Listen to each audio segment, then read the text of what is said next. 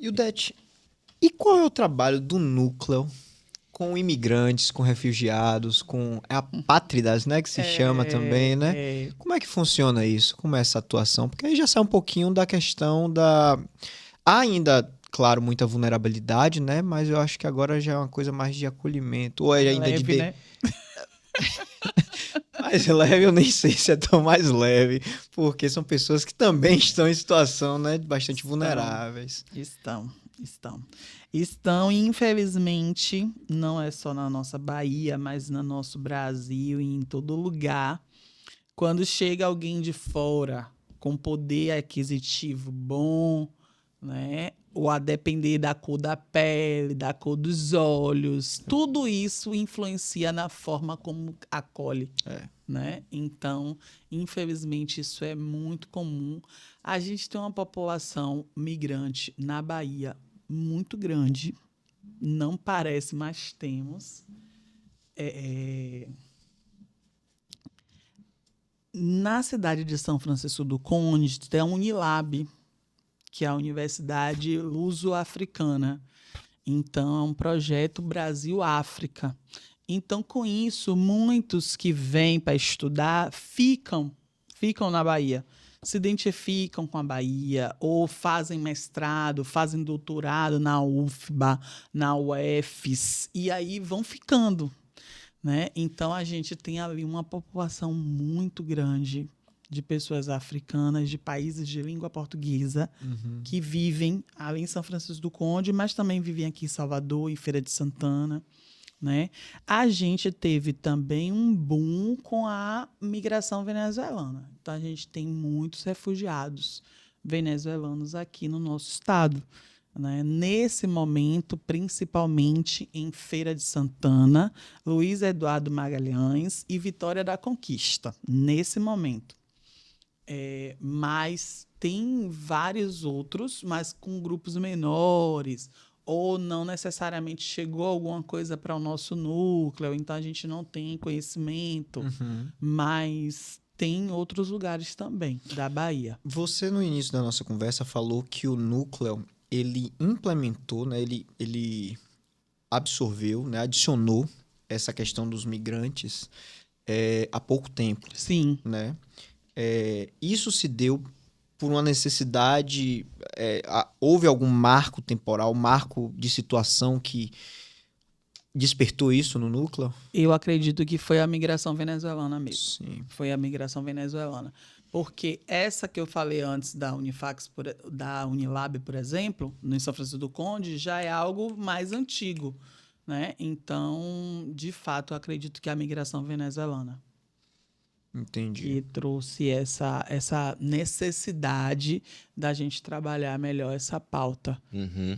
Sobre as outras duas pautas, a gente entendeu bastante que era uma coisa bem ligada aos baianos, né? Aham. Agora não, a gente tá falando de Não, a gente pessoas está de falando de fora. pessoas de fora. E qual o papel do núcleo nesses casos? É apenas...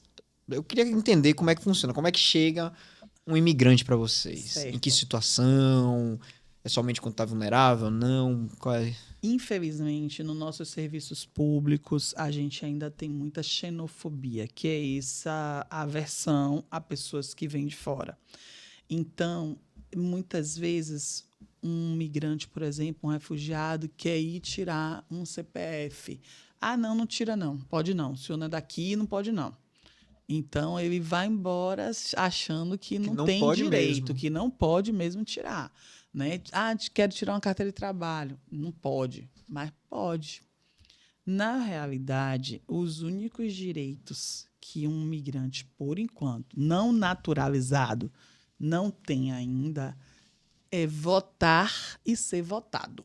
São os dois direitos que eles não têm ainda, não naturalizados. Se for naturalizado, pode fazer as duas coisas. Perfeito. Mas se não for naturalizado, não pode. Tirando isso, todas as outras coisas, eles têm direito. Ter Então, CPF, carteira de carteira de trabalho, trabalho, SUS, habilitação, carteirinha do SUS. SUS, tudo. Importante isso.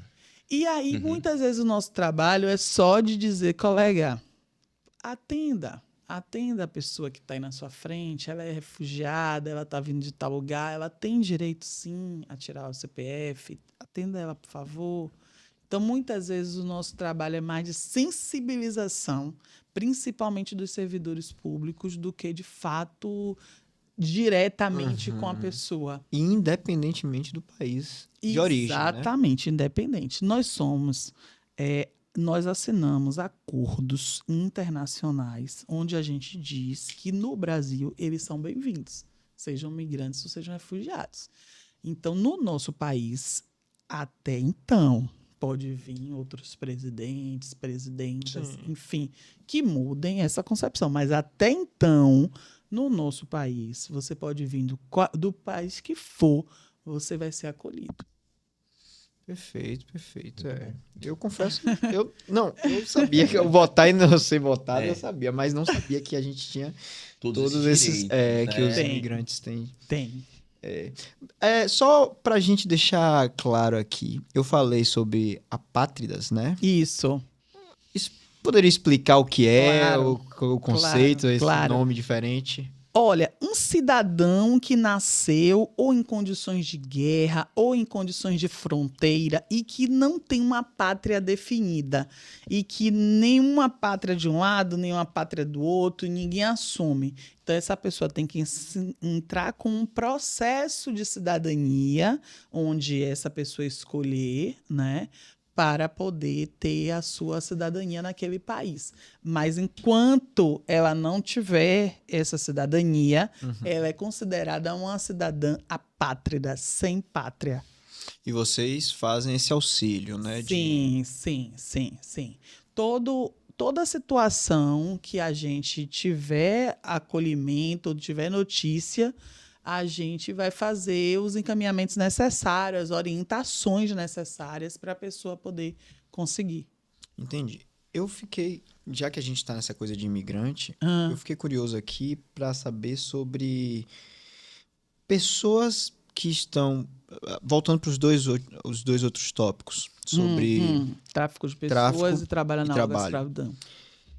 Quando vocês encontram pessoas nessa situação que não são baianas, mas de outros países, também são acolhidas pelo núcleo? Sim. Se elas estão vivendo aqui na Bahia e elas declaram que estão vivendo na Bahia, sim, a gente acolhe também. Às vezes acontece, viu? De tudo aí, tá junto, acontece. Acontece. Em São Paulo acontece muito. São Paulo, né? São Paulo acontece muito, porque tem muita gente de outros países que trabalha na fora. Aí mistura tudo, tráfico de pessoas, trabalha na escravidão, migração. Fica tudo interligado. Rapaz, é trabalho que esse núcleo tem. É trabalho. E o Det me fala o seguinte, em 2024, né, houve uma conferência estadual de migrações, né? O que foi esse evento? E o que é que aconteceu nesse evento? Certo. O importante é dizer que foi um evento muito bonito. Nós tivemos a participação de mais de 200 pessoas, sendo que 120 eram pessoas de países diferentes, de 20 países diferentes. Então, nós tivemos uma conferência muito diversa, muito bonita. E nós tivemos também muitas apresentações culturais, né, de vários países diferentes. Então, isso deu para a nossa conferência uma leveza, uma boniteza, assim. Foi massa. Foi massa, foi muito bonita a conferência. E a conferência apontou diversos desafios, né, sobre a questão da população migrante que vive na Bahia. E uma das principais pautas levantadas foi a necessidade da criação de um comitê estadual para tratar de migrações e refúgio com os próprios migrantes e refugiados. Sim. Porque isso também é muito importante. Realizar a conferência já foi algo que eles se sentiram muito prestigiados, porque às vezes acham que porque é migrante, né? Então não tem que ouvir, não tem que conversar, não tem que saber a opinião, né? Tem que oferecer o que tiver e pronto. Mas só que a conferência veio com esse tom diferente e o espaço do comitê também é esse lugar assim de diversidade, de escutar os próprios migrantes. E cada reunião é assim muito bacana poder ouvir também levantar as pautas. Como tem muitos que são de São Francisco do Conde, tem muitas questões ligadas à questão da universidade, né, do acesso, da permanência, e também dos que desejam ficar, né, depois que tem muita dificuldade, enfrenta muita dificuldade, muita vulnerabilidade com relação à questão de moradia, saúde. Então, esse espaço do comitê é esse espaço que eles trazem os gritos, né, as dores, as demandas, para a gente poder pensar, enquanto Estado, o que a gente vai fazer. Então, a cada reunião é uma quantidade boa de demandas que são trazidas. Você falou de demandas, você consegue traçar quais seriam as maiores demandas desse pessoal? Olha, a questão do acesso à moradia, eu acredito que é algo bem, bem complexo, bem difícil, né? O acesso à moradia... Hoje, já que é difícil, como é a vida de quem não tem esse acesso à moradia? Normalmente, principalmente os estudantes, eles fazem uma forma de se organizar em grupos e alugar uma casa só. Uhum. Aí eles moram em 5, em 6, para poder dividir e dar para um ajudar o outro. Então, eles vão criando estratégias próprias para poder segurar, né? Uhum. Agora, de fato, o acesso à moradia, crédito de moradia, a programas de moradia é mais difícil, é muito difícil. Estabelecer uma casa própria, um apartamento. Isso é muito difícil, é muito difícil. Então, acho que essa é a principal demanda. A questão também das bolsas, né? Eles têm umas bolsas de auxílio permanência na universidade que é muito baixa. Então, para dar conta de tudo é muito difícil.